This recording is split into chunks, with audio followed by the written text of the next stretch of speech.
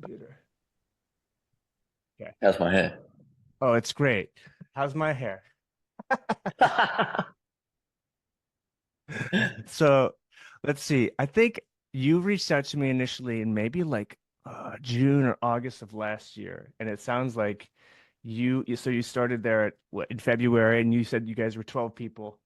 Um, Yeah. and just briefly, actually, what's the company do?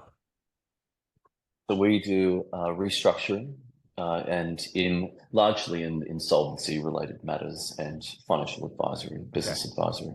Okay, got it. And it's called Olvera Advisors. That's right.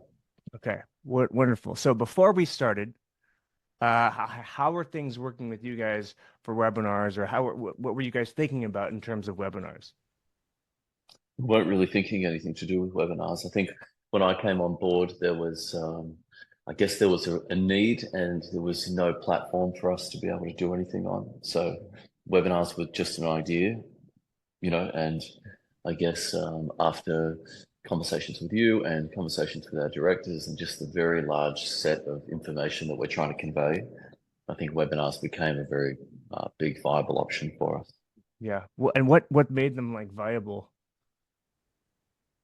I guess the opportunity for a platform for us to speak to our familiar database of people in a way which um, was a little bit freer than typical static content and other stuff which we do on a somewhat regular basis. So the webinars are really aligned, at least at this stage, for our partner, which we're a largely referred business. So we don't have a lot of new clients that come in. So or at least direct businesses, what we rely on um, is our network to refer us business. So I guess what happened is that we got to increase our network somewhat, got to look at new potential business referral opportunities, and I mean it's just and obviously reinstill. So maybe 30% of the attendees were from existing referrers and existing people that we work with. Yeah. So why do you think you needed somebody to help you with webinars? I guess I guess to make sure that we got the delivery right. One challenging aspect that I definitely face is the large technical load of the information.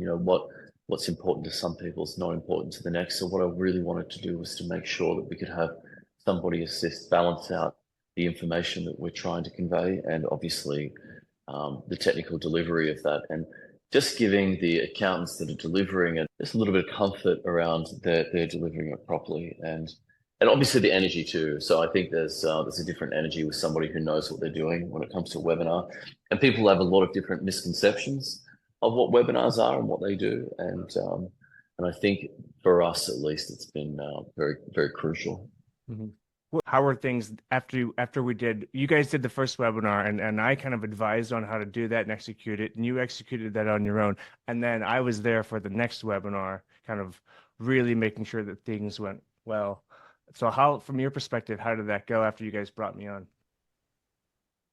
Yeah, I mean, they were like chalk and cheese, really, in terms of the delivery. And I mean, even from the first one, what I brought to the table for the second one, and just in terms of learnings, and again, having you there and was, just really comforting, gave me some creative capacity to do other things which I wouldn't otherwise have had the the emotional capacity to do. It's a very stressful time, right, setting up for a webinar. So I think that was really important.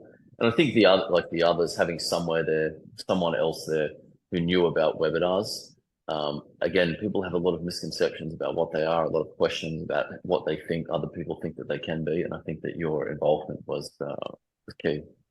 In terms of the things that I was helping you do, I worked on webinar strategy, making sure that the right components for the webinar was in place, promotion strategy, using the platform to its fullest capacity, right? A lot of people don't realize how well polls can really help you get a deeper understanding of the audience.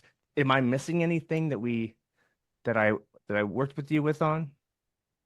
Look, I think one of the other parts was your introduction to that second um, safe harbor webinar, which I think might have only been a small input and we probably didn't even plan it as much as I think it might have been just kind of sporadic. But I think that was actually really genuinely helpful. I think that sort of set the tone for what we were looking to achieve, and it gave Neil, who was presenting, who was somewhat nervous in the situation, a little bit of again, a little bit of comfort around Yeah.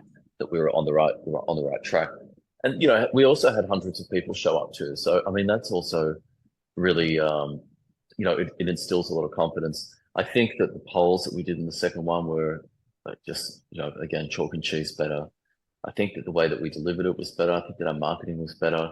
I think that the all over the quality and the production quality, which again, that was something which we were looking to increase from the first one. The first one, after me running it, that was a bit of a disaster. I didn't do a very good job. So having that run through the second one, I felt like it was and in working closely with you, I felt like it was really a much better outcome. If somebody's like considering like on the fence about working with me versus somebody else, what would you say to them? I say that you're a necessity, right? Like it's so what have we got? We've got your energy, we've got your professionalism and your expertise. We've got your coaching.